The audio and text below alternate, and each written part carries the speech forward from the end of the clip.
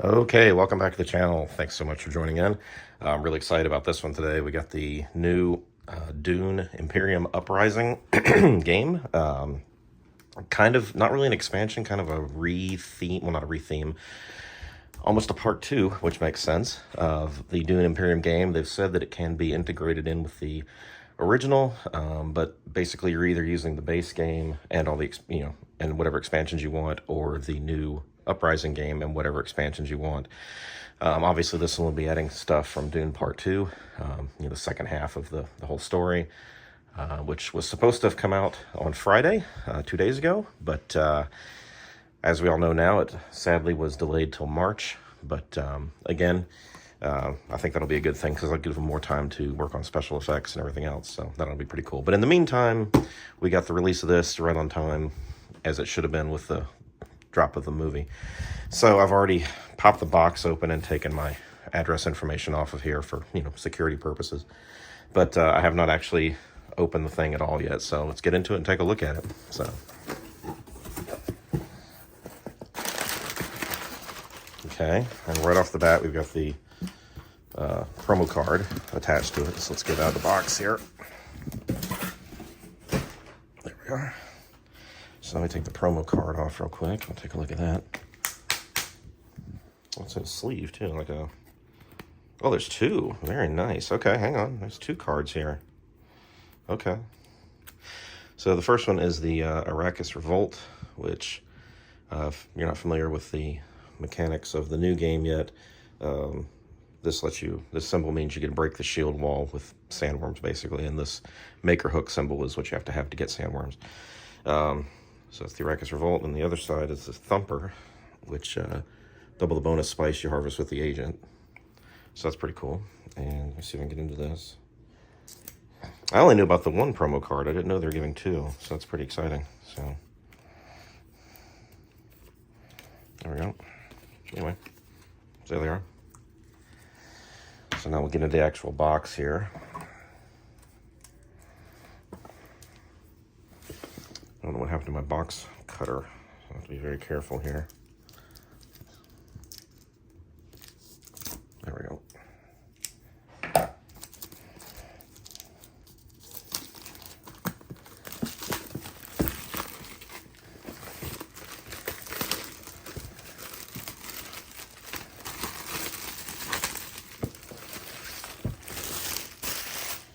Okay, so we'll get rid of that. First off, the cover art there, very cool. Obviously, the Fremen riding the sandworm there, going through the shield wall. And then the back side, I'll let you pause it if you want to read it. I'm not going to hover on this for too long, but obviously it goes into all the components, and which we're going to get into now. So let's take a look and pop the top here and see what's in here. So first, there's a little advertisement. And of course, the game, Imperium, is going to be on digital now. Currently, it's on Steam, or at least it's in testing on Steam. I'm hoping they put it on iOS, because I don't really play anything on my PC anymore. But hopefully it'll be on iOS. And then, of course, you got the instructions. Lots of paperwork in this one. So you got the instruction manual, more really good artwork here with the Sardaukar witnessing the sandworm busting into the shield wall. On the back of it's the explanation of terms. I'm just going to go through this real quick. I mean, a lot of it's going to be the same rules as before. Just a few spaces have changed, which we'll kind of look at in a minute. So, and then it explains how to combine it, with the other games and expansions. They say don't add the conflict cards from the base game. You can do so if you wish, when matching battle icons harder. This is, there's no Mentat and Uprising. Remove the calculated higher intrigue card and sort the chaos conflict card if you've chosen to use the conflict cards. And then you can shuffle all the other intrigue Imperium cards with Uprising, or create your own custom blend. So pretty much this is an upgrade to the board as far as this set goes. Obviously they're adding new leaders and new rules and that kind of thing. But since you can use all the other cards except for like two, if you want to have like a giant Imperium deck, it really just can be combined with the other ones. So Which brings me to a point. I'm going to do another video today, right after this, of after I get this sleeved, of whether this all fits in the deluxe edition box or not. So we will go with that next. But anyway, that's the instruction manual. The guide to the board spaces. I'll put that up there for a second so you can pause it and read it if you want. There you go. And then rules for Rivals, solo and two-player games. I'm sure it's using the Hagal cards again, as it did before. Yes. And just the rules on that. Game variants. Okay. And then one thing they have added is 6-player possibility on this, but it plays in 2 teams of 3. So it's a team-based 6-player game if you have 6 people. And the board is actually 2-sided, so you would just flip it over to use the 6-sided board. And this, again, how to combine it with the other. And then let's get into the actual board pieces here. Let me move the instructions out of my way. There we go. So we have these here are for the team play. So we've got the Emperor row and the Fremen row here, and that's for the just for the 6-player game. So add some extra spaces to go to. And then these tokens up here are for the 6-player game only. And then these are if you're using Rise of Ix expansion, which, why wouldn't you? It's fantastic. And then more of these here.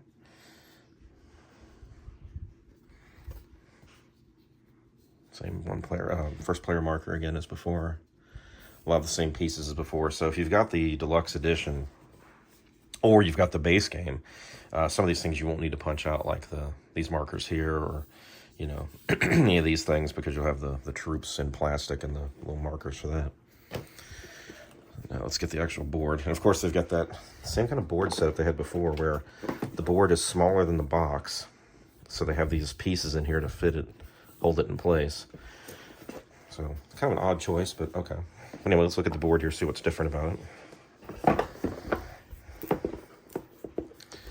So this would be, let's see, which side would this one be? This would be, okay, so this would be the 6-sided, six-player side here. So let's see, we've got, I'll just kind of go through this real quick, let you, again, pause it if you want to take a look at it.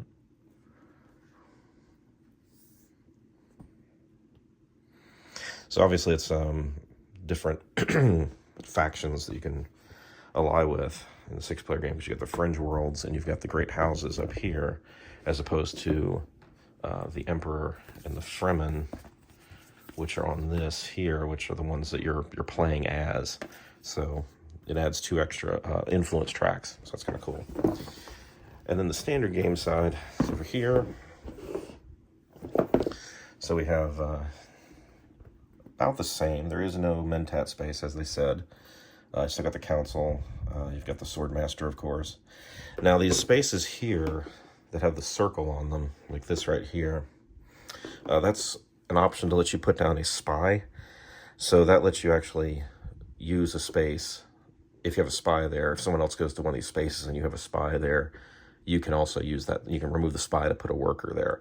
So it kind of lets you double up on a spot, because sometimes that's kind of been a downfall of the game is, if somebody's monopolizing one of those spaces and you can't get to it, it kind of screws with your strategy. So it gives you another way to get people to their positions for, workers and stuff. A lot of the names have changed and some of the functionality has changed. Obviously, the Fremen are no longer giving water. They've got a Frem kit, which lets you a card, lets you do a troop and trash a card. Secret still works, but now it's espionage instead of selective breeding. And deliver supplies, Highliner, so deliver supplies instead of the fold space.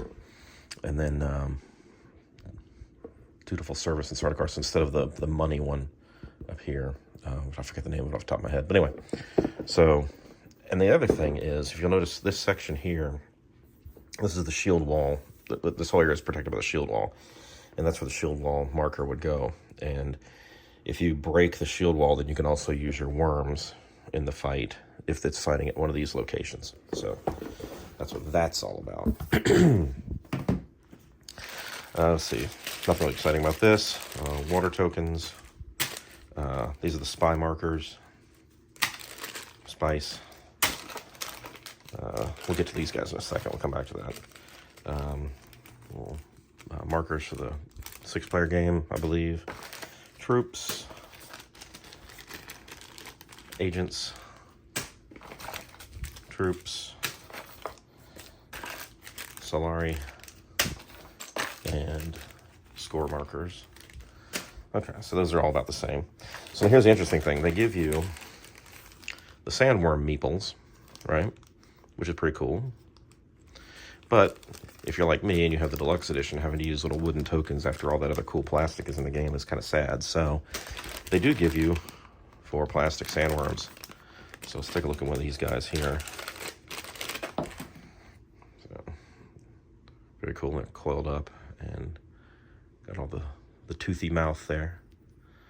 And yeah, that's pretty cool. So they'll have the actual sandworms on there with your plastic troops and your plastic agents and that kind of thing. So just have to get these painted, which shouldn't take too long. And then let's look at the cards here. Well, actually, let's look at the leaders first, because I picked them out. So the leaders are different, although I'm assuming you could still use the same ones from before if you wished, although I don't know if you could use some of them simultaneously for obvious reasons. And some people have graduated to leader when they weren't before. So we've got Muad'Dib now instead of Paul Atreides. He's now, become Muad'Dib. Fade. We finally got Fade in the game, and he is a leader. That's pretty cool. Margot Lady Fenring, or as I say here, Lady Margot Fenring. Added in from the movie. Amber Matuli from House Matuli. Gurney gets to be a leader now. That's pretty cool. Jessica gets to be a leader as well. Irulan is a leader, of course. Makes sense. Staban Tuek. Very cool. And the Emperor, Shaddam IV, Christopher Walken in the movie. So some cool leaders this time, much bigger names than in the base game. The base game was kind of a mix of well-known names and a bunch of kind of half-mentioned houses that might have just been in the Dune Encyclopedia, and they kind of added in some people to some names to make it interesting. So now with the cards, I'll do what I did last time, which is I'll just kind of go through them very quickly.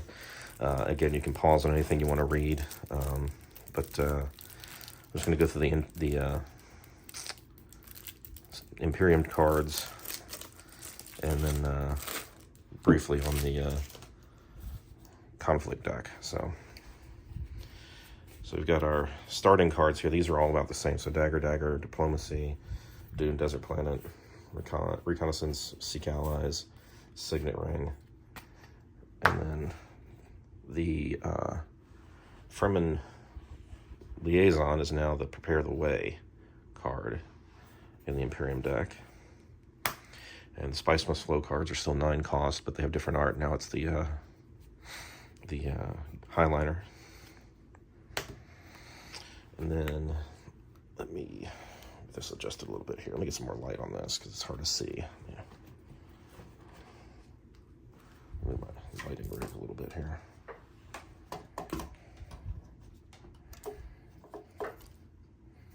There we go. A little more light. Okay. So Turner. Oops.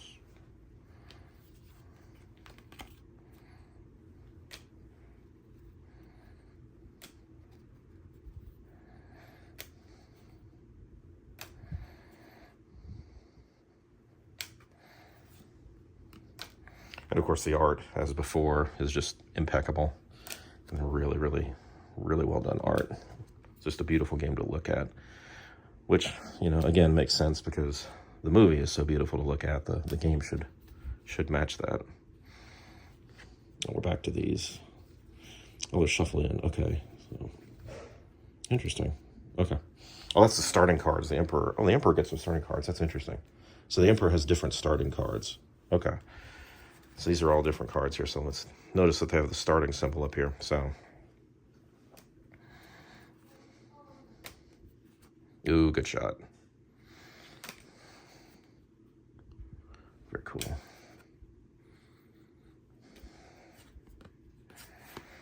Seek allies. Threaten spice production. Usul. And then these are all the rival and Hagal cards. I'm not really going to go through these because that's just spaces they go to. It's about the same as before. There are some, well, these are interesting. So there's ally cards here. Let me do this real quick, these rivals. So I'm not sure the rival rules yet, so we'll go through these quickly. It looks like it's going to be all the leaders from the past and current game, so, or at least some of them.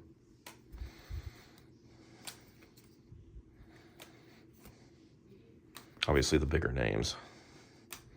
So it's not like the Moritani house and that kind of thing. So it's just the key players. So that's the first deck of them. I'm about to lose my light here. There we go. Come on, light. Okay. Let's get into the second one here. I'll kind of do the same thing with this. Let's go through it quickly.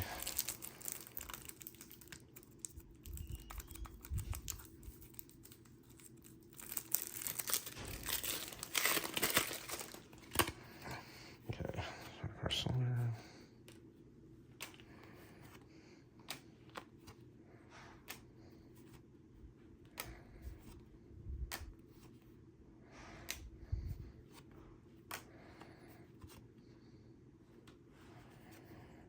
Wind trap, that's cool. Still tent, very nice. I haven't seen anything really like a super deep cut like the chair dog yet, but we'll see. No, that's cool. If you've read the book or once you see the movie, you'll know. Or if you've seen the other two movies, versions of it.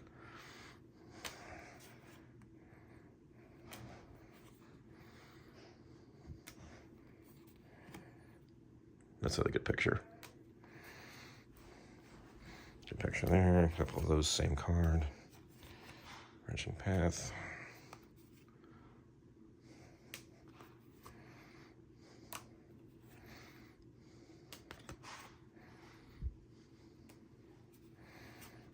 Double Agent twice. Ecological Testing Station. Guild Spy. Oh, the Mala Pistol gets a card now. Very cool.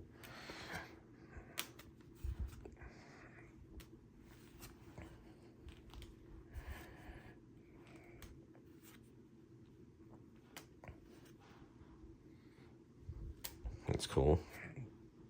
Fade's gladiatorial fights there. That was cool. Hey, Shishakli. So this is one of the deeper cuts, but she's also in the movie.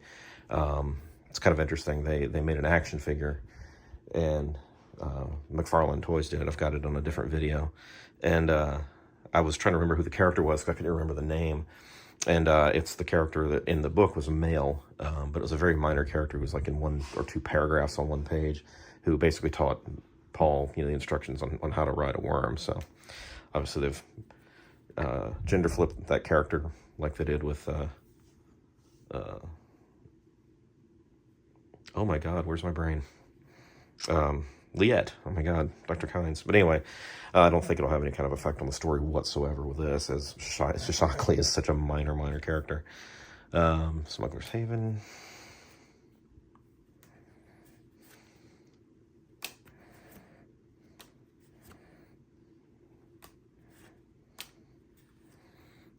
Spoiler alert.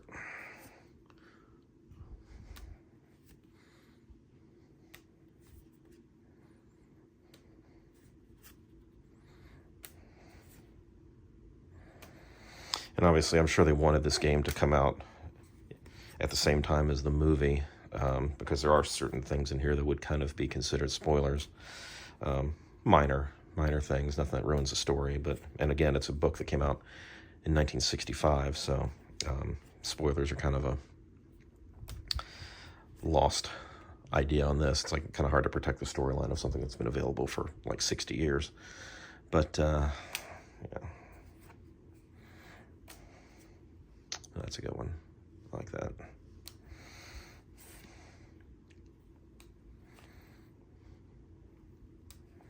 I'll come back to these starting cards again. Yeah, so these are all the starting cards, same as before. So that is it. That's the whole game, all scattered out on my table and messy here, which is fine because I'm going to sleeve all these cards in a minute. I'll go through these intrigue cards quickly. There's really not a whole lot to talk about with these, although there is one function in the game that I want to talk about. So get that there. So these are all pretty much, the same kind of stuff you see in the other versions of the game. Do a thing or do a thing. And so these are the intrigue cards here, right? Oh, nice. But, plots and that sort of thing. And then you've got, oh, these are still combat. Okay, so these are still the intrigue cards. So again, nothing really remarkably different about these. In-game cards. Another in-game card, a few of those. I'm terrible with getting in-game cards to pay off. So just the way I play it just doesn't work very well. Okay, so these are the combat cards here. So there's a rule in the game now where you have these symbols, and if you have like another matching symbol or whatever, you get like bonus victory points. If you get like two things to match this corner symbol. So it's like the ornithopter, the crysknife, the desert mouse, and well, that's it, just those three. So yeah, if you get things to match that, if you can get those, if you can get two symbols basically of the same, you get an extra victory point.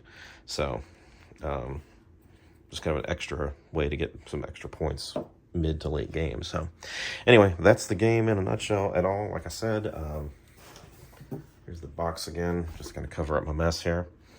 But stay tuned. As I said, I'm going to have the video of all this sleeved up and put into the deluxe edition box and see if it actually all fits or not. So stay tuned. That video will be up next. Thanks for watching. Please like, subscribe, share, and I'll catch you on the next one. Take care.